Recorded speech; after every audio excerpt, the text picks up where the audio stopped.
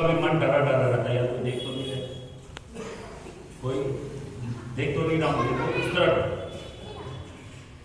सुख आड़े बार सट स्वान निरत निर्वास जीनी मेरी जनी जान जड़ देवी सुर पतरी नवास। जैसे मूर्ख कुत्ता सिंह को देखकर सूखी हड्डी लेकर भागे।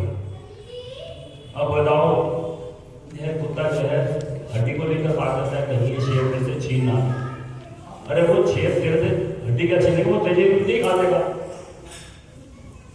वो तो तुझे खा देगा, पर वो मूर्ख है, ये समझता नहीं है मेरे से हड्डी ले लेगा, ये नहीं सोचता कि ये इसने मेरे को ही हड़प लेगा, मेरे को खा लेना है। शेर शेर तो भाई खा सकता है, वो तो क्या होता है, नर पक्षी, वो पक्षी है, वो तुम्हें क्या दिक्कत है, नर पक्षी भी है और पशु का वध भी करता है, शेर तो भैया शेर है।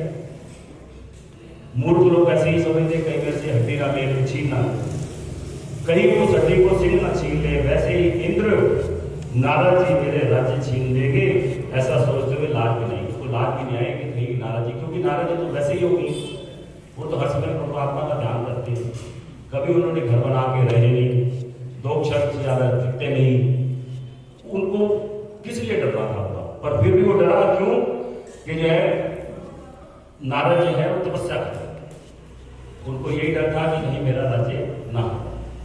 और इससे आगे ये तो कल तक आपने सुना है, मैं थोड़ा सा पीछे से लिया। तेरी आश्रमरी मदन जब गया निज माया बसंत हृदय कुसुमित विविध विकट बहुगंगा पूजहि कोकिल पूजहि भृंगा। अब जब कामदेव ने आश्रम में वहां गए, हिमालय पर्वत के जो आश्रम था उसमें गए, तब उसने अपनी माया से वहां वसंत ऋतु को उत्पन्न किया, अपनी माया का जाल बिछाया कामदेव ने, बसंत ऋतु को जो है वहां उपस्थित किया और तरह तरह के वृक्षों पर रंग बिरंगे फूल खिल गए, बेमौसम जो है फूल खिल गए और उन पर क्या होने लगा, कोयले भी घूमने लगे और भोरे को जाग करने लगे, यानी कि ऐसा वातावरण किया जिसमें आदमी जो है जल्दी से रम जाए। भाई देखो आश्रम में भाई किसी के पास आता है तो वहां उसकी स्थिति पहले पैदा करता है ना भी, जिसने अगर कोई जाल बिछाना है तो कोई जाल, ऐसे ही जो है नारायण जी का मन जब वहां शांत हुआ, क्योंकि आवागमन जब उनका रुक गया तो उनको जो है समाधि हो गई। मुनि कति देखी सुरेश विराना, काम नहीं बोली कीन सन्माना, सहित सहाय जाहु मम हेतु, चरम रसी जल जल हेतु। नारद मुनि की यह तपोमयी स्थिति देखकर देवराज इंद्र, क्योंकि आप कल भी पंडित जी बताया था कि इंद्रराज देवराज इंद्र जो है वो हमेशा करता है कि कोई मेरा जो है सिंहासन आए, उसको अपने सिंहासन की बड़ी चिंता है, क्योंकि जो देव जो है जितने भी है ये मतलब कि खासकर इंद्र जो है वो कामी पुरुष है, उसका जो है क्योंकि वो उपासना लालसा जो है उसकी रहती है कि मेरे को ये भी मिल जाए, मेरे को ये भी मिल जाए, तो उसको कोई छोड़ना नहीं चाहता। जब इसको सबको सुख सुविधा मिलती है तो कोई भी है वो देवता तो है ही, बाकी भी और भी छोड़ना नहीं चाहता। जब हमें सुख सुविधा मिल जाती है, कोई अपने सुख सुविधा छोड़ कोई जाता है, कोई नहीं जाता, नहीं जाना चाहता, पर जाना कब पड़ता है जब उसका बुलावा आता है, फिर सब कुछ यही है, फिर कुछ नहीं, कितने भी कोठी बंगले, कितने कारे बारे, कितने भी सोने के पलंग और सब कुछ जो है सब यही छोड़, उसके बाद तो भैया बच्चे उतार लेते हैं, भैया उतार हो भैया ये शमशान में नहीं जाना चाहिए, वो उतार देते। ऐसे ही जो है इंद्रराज जो डर गया कि उसने कामदेव को बुलाकर उसका आदर सत्कार किया, क्योंकि उसका जो काम बनाने वाले हैं वो कामदेव, क्योंकि किसी की भी तपस्या जब बंद करनी हो तो कामदेव को विशेष रूप से याद किया जाता है। क्यों?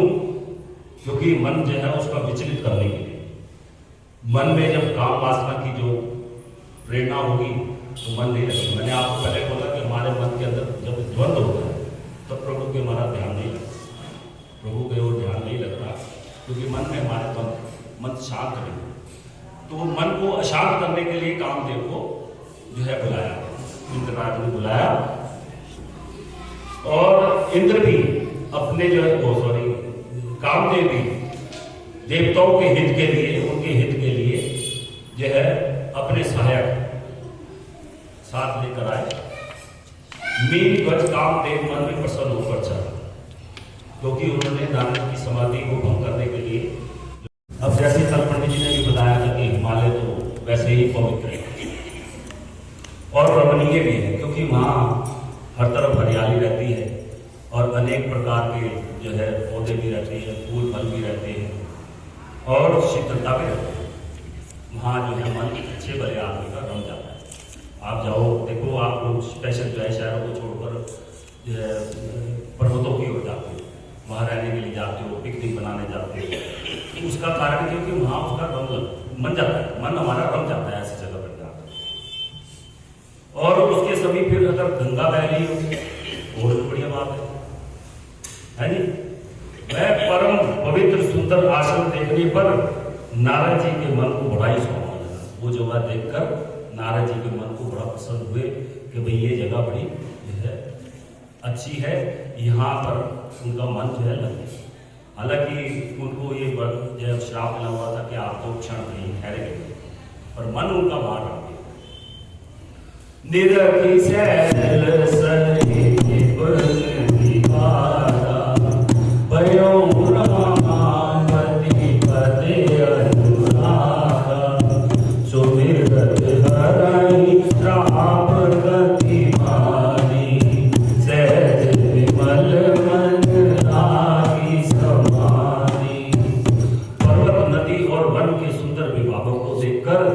नारद जी का मन जो है, नारद जी का लक्ष्मीकांत भगवान के चरणों में प्रेम, हालांकि वो प्रेम करते थे, हर समय वो नारायण नारायण नारायण ही करा करते थे, पर उनका जो है वहां विशेष रूप से मन लग गया होगा। भगवान का स्मरण करते ही नारद मुनि के शाप की, जो शाप उन्हें दक्ष प्रजापति ने दिया था, जिसके कारण वे एक स्थान पर स्थिर नहीं रहते, ठहर नहीं सकते थे, उनकी गति रुक गई। उस जगह को देखकर उनका मन लगा तो वो जो है उनको श्राप हालांकि मिला हुआ था कि 2 क्षण आप कहीं ठहरेंगे नहीं, पर उनका मन वहां लग गया। और मन के स्वाभाविक ही निर्मल, मतलब शुद्ध मन जब आदमी का शुद्ध होता है तो आप ये देखेंगे कि जब हमारा मन जो शुद्ध होता है, अशांत नहीं होता, शांत होता है, तो हमारा प्रभु की तरफ ध्यान लगता है। ये आप लोगों ने भी प्रैक्टिकल किया है कि आप लोगों का सबका जो ध्यान लगेगा तब जब हमारे मन के अंदर कोई द्वंद्व नहीं हो, कोई किसी प्रकार की जो है क्रियाकलाप नहीं होगी। जब हमारा मन बिल्कुल शांत होगा तो प्रभु की तरफ हमारा ध्यान रखिए, और जब हमारा मन अशांत होगा और हमारा मन कभी नहीं लगेगा, क्योंकि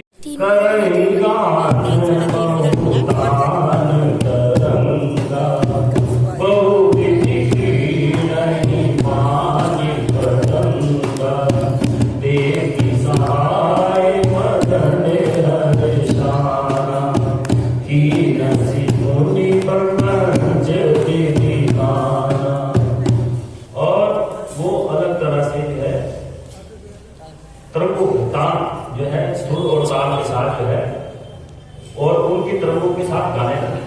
जो अप्सराएं हैं वो गान करने लगी और हाथ में गेंद लेकर नाना प्रकार के खेल खेलने लगी। यानी कि है वो जो अप्सराएं हैं वो खेल भी खेलने लगी और साथ में नृत्य गान भी करने लगी, सिर्फ इसलिए कि वो जो है उनकी तपस्या को भंग करने लगी।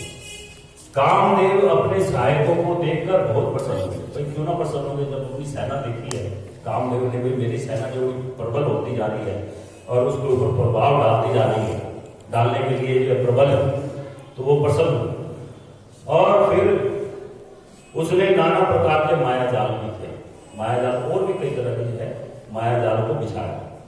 काम कथा कछु नहीं न व्यापी निज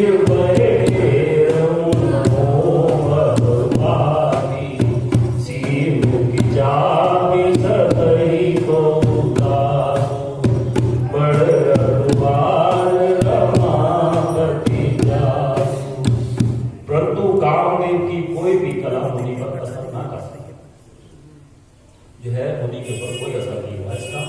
कामदेव का जितने भी उसने प्रयत्न किए वो सब के सब विफल हुए। और तब तो पापी कामदेव अपने ही नाश के भय से डर गया। अब उसको डरने लगने लगा कि जब वो सफल नहीं हुआ इस काम के लिए, नारद जी की तपस्या छुड़ाने के लिए, तो वो अब डरने लगा। डर क्या लगा कि कहीं मेरे में नाश ना हो जाए, क्योंकि नारद मुनि कहीं मुझे श्राप ना देना।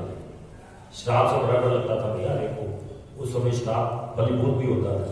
अब आजकल तो दुनिया दूसरों को एक दूसरे को गाली निकालते कोई फर्क नहीं पड़ता है, ना कोई किसी के कहने से कुछ फर्क पड़ता है और ना ही कोई बदुआ देता है, वो भी फर्क नहीं पड़ता।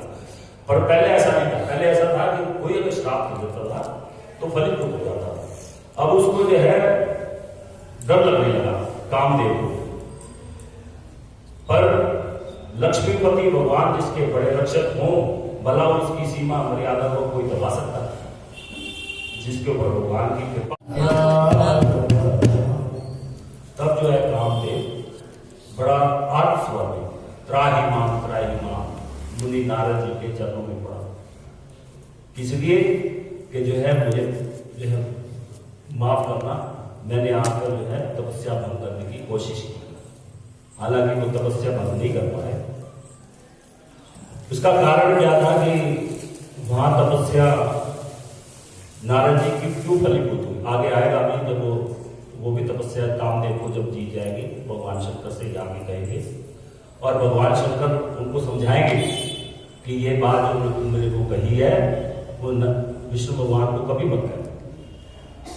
मेरे को तो बता दिया आपने, पर किसी और को मत बता। पर पता है हमारे इंसान की फितरत होती है, हम किसी को कहे ना भैया ये बात किसी को बताना नहीं, वही बात याद आता है। होती है कि नहीं होती है बताओ? अगर हम इसके साथ ये जोड़ दें भाई नहीं कोई बात नहीं, कुछ भी नहीं कहते भाई चलो नहीं बताना या बताना नहीं बताना। पर जब आपने एक बार कह दिया भैया देख खैर तेरे को मैं एक बात बताता हूँ, किसी को बताना मत, वो बात पक्की फैलेगी, वो कभी नहीं रुक सकती। क्यों डॉक्टर साहब? ऐसा ही होता है। तो कहने का मतलब कि नारद जी को जब उन्होंने समझाया शंकर जी ने, पर वो नहीं माना। कारण क्या था? उनको अभिमान कि मैंने जो कामदेव को जीत लिया है और देखो आज तक सिर्फ एक शंकर जी ने जीता था या मैंने जीता था। और हालांकि नारद मुनि जो है जब मना किया तो शंकर जी ने, वो उन्होंने पता क्या सोचा, वो कहते हैं शंकर जी मुझसे जलते, तभी ऐसा कह रहे हैं क्योंकि इनके बाद मैंने ही जीता कामदेव जी को, तो इसलिए जलते, इसलिए कह रहे हैं किसी को बताना। और इसीलिए उन्होंने जाके भगवान विष्णु को हुआ।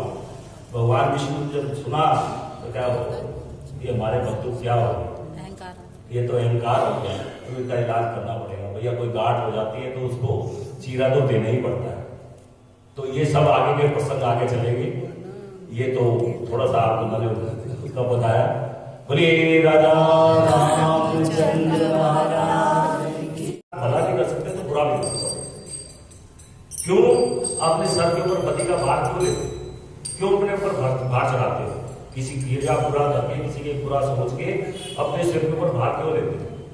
जब ये चीज भार नहीं होगा आपके ऊपर, किसी का जब बुरा नहीं करेंगे तो आपका मन पवित्र रहेगा। मन पवित्र रहेगा तो सबसे बड़ा बाधक हमारा ये है भगवान के भजन की ओर नहीं जाने। जो हमारा पवित्र मन पवित्र नहीं रहता, जो है उसमें मल बढ़ा रहता है, मैल बढ़ा रहता है, चुगली बढ़ी रहती है, निंदा बढ़ी रहती है। इस वजह से जो है हमारा मन साफ नहीं होता और भगवान की तरफ ध्यान नहीं जाता। ये सब चीजें हमें साफ करनी है। साफ करने के बाद ही हमारा, तभी तो कह रहे हैं मन की तरफ मार लो बस हो गया भजन। भजन के लिए आपको स्पेशल पहले करने की जरूरत नहीं है। ये चीजें आप धीरे धीरे अपने जीवन में लाएंगे तो आपका भजन अपने आप स्वयं होता चला जाएगा। सिद्धांत साफ है सतगुरु कबीर का, सिद्धांत साफ है सतगुरु कबीर का। निज हंस रूप धार हो गया भजन, निज हंस रूप धार हो गया भजन।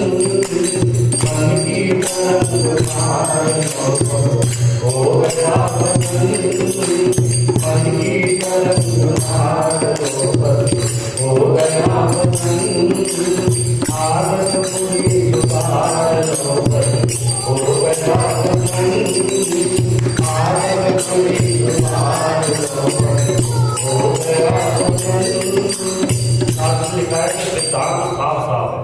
इनका कबीर जी का सिद्धांत है कि जब आप ये सब चीजें छोड़ देंगे तो आप हंस अपने आप बन जाएंगे। हंस क्या काम करता है? हंस में पानी में से दूध जैसे बैठ लेता है, मोती ही लेता है। अच्छी अच्छी चीज आप ले लो, पूरी पूरी चीज रहने। तो जब आप ऐसा कर लोगे, जब ये चीज अपने मन की जब हमारी सफाई हो जाएगी तो आप स्वयं ही हंस बन जाएंगे। हंस का भी काम यही है कि अच्छाई लेता है और बुराई को छोड़ता है। मन की तरंग मार लो बस हो गया बदन, मन की तरंग मार लो बस हो गया बदन, आदत की सुधार लो बस हो गया बदन, आदत की सुधार लो बस हो गया बदन, मन की तरंग मार। कोई बुरा करता है कोई बात नहीं, कहने दो, उसको जो है क्षमा कर दो, कोई बात नहीं। ये ना समझ आदमी है, इसको ये समझ नहीं है कि किसी की बुराई निंदा चुगली नहीं करनी चाहिए, पर फिर भी ये कर रहा है, कोई बात नहीं, कुछ क्षमा कर दो। क्योंकि हमारा ये फर्ज नहीं बनता कि एक ने गाली दी तो हम भी गाली दें, फिर उसमें और हमारे में फर्क क्या था? अगर उसने भी हमारी बुराई कर दी और हम भी उसकी डबल बुराई कर दी तो उसमें और हमारे फर्क क्या था? कोई फर्क नहीं था। फर्क जो है तभी होगा जब वो बुराई करे और आप उसको क्षमा करें। और दूसरी बात ये कि अपना वाणी मतलब हमारी जबान, उसको हम सुधार दें। ये नहीं कि हम अंट शंट जो है बक करते रहे, हम किसी के बारे में बुरा बोले या उसको गाली का गाली दे या उसको 10 बात और सुनाए, ये नहीं होना चाहिए। कोई तुम्हें बुरा करे तुम सुन करो क्षमा, बस पानी का सवाल हो गया बस पानी का हो गया मन की तरंग मार हो गया मन की तरंग मार हो गया तेरी कभी कर जाए तो करो, तेरी कभी के साथ में बन जाए तो करो, फिर बड़ी सवार हो गया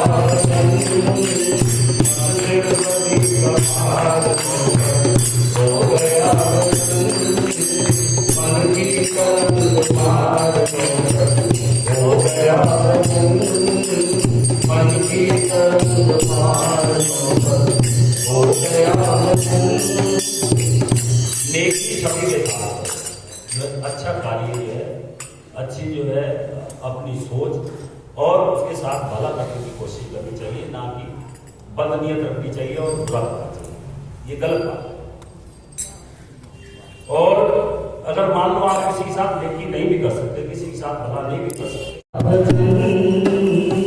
मन की तरंग मार लो बस हो गया भजन, आदत बुरी सुधार लो बस हो गया भजन, आदत बुरी सुधार लो बस हो गया भजन।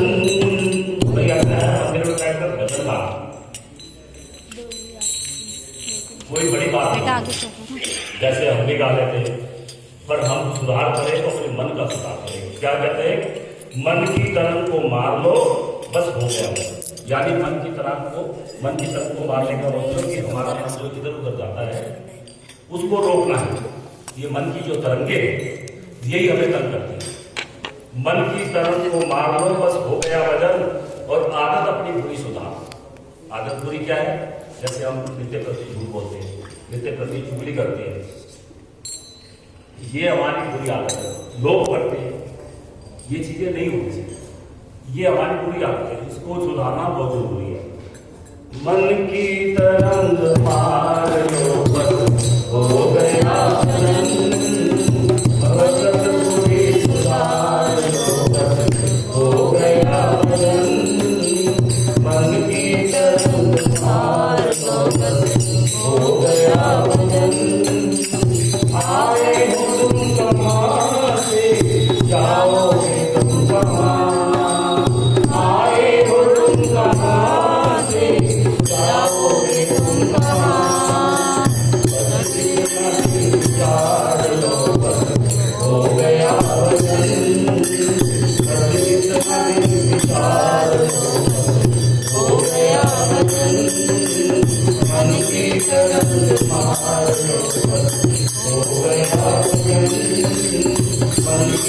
तरंग पार लो बस हो गया नयन। आगे लाइन है कि आए हो तुम कहाँ से और जाओगे। ये मन हमारा कभी विचारता नहीं है। हमें ये पता है कि हम यहाँ पैदा हुए, बस अपना जीवन जी के चले जाएंगे। मरना तो हमने है ही नहीं। पैदा तो हम हो गए, जन्म हमने ले लिया, पर मरना नहीं है। क्योंकि जो है हम इसी तरह अपने सब विषयों इसमें रमे हुए। हम ये कभी विचार नहीं करते कि हम आए कहाँ से थे और जाना हमने कहाँ। हमारी मंजिल आगे क्या है।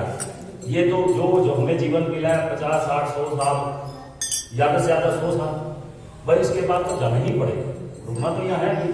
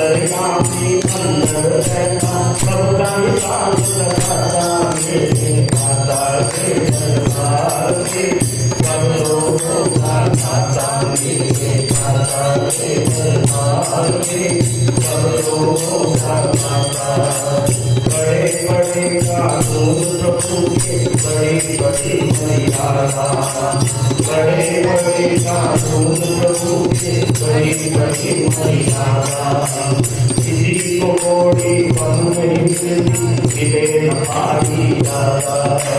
किसी को कोड़ी फल नहीं मिलती मिले न पारी दाता। इसीलिए मैं दुनिया का जगतपति कहलाता मेरे दाता के दरबार में। सब लोगों का दाता मेरे दाता के दरबार में। सब लोगों का दाता चले नाम के आगे चले नहीं जाता मेरी। चले नहीं चले नहीं जाता मेरी। उसकी मेरी मंजिल बड़ी है बाकी। उसकी मेरी मंजिल